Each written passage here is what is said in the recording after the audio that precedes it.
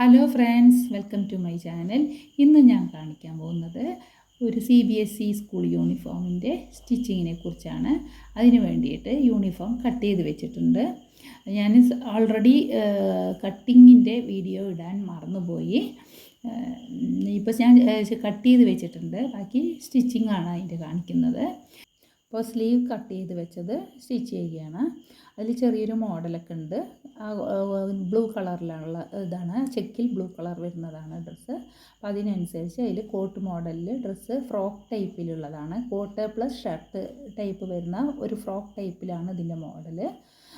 പുതിയ മോഡൽ യൂണിഫോമാണ് ഈ വർഷത്തേത്.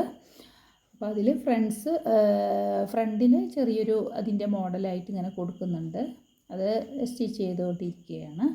പിന്നെ അതിൻ്റെ ബാക്കിലായിട്ട് ഷർട്ട് മോഡൽ പ്ലസ് അതിൽ ബാക്കിലൊരു നാട അങ്ങനെ. അടുത്തതായി ഇതിലെ ഫ്രണ്ടിലായിട്ട് ആ സ്ട്രാപ്പ് അടിച്ചതിൻ്റെ തൊട്ട് താഴെയായിട്ട് ഒരു 2 ഇഞ്ച് ഇറക്കത്തിൽ ആയിട്ട് 2 പോക്കറ്റ്, 2 സൈഡിലും ഫ്രണ്ടിൽ 2 സൈഡിലും 2 പോക്കറ്റ് ഡബിൾ ഷെയ്ഡിലാണ് വരുന്നത്.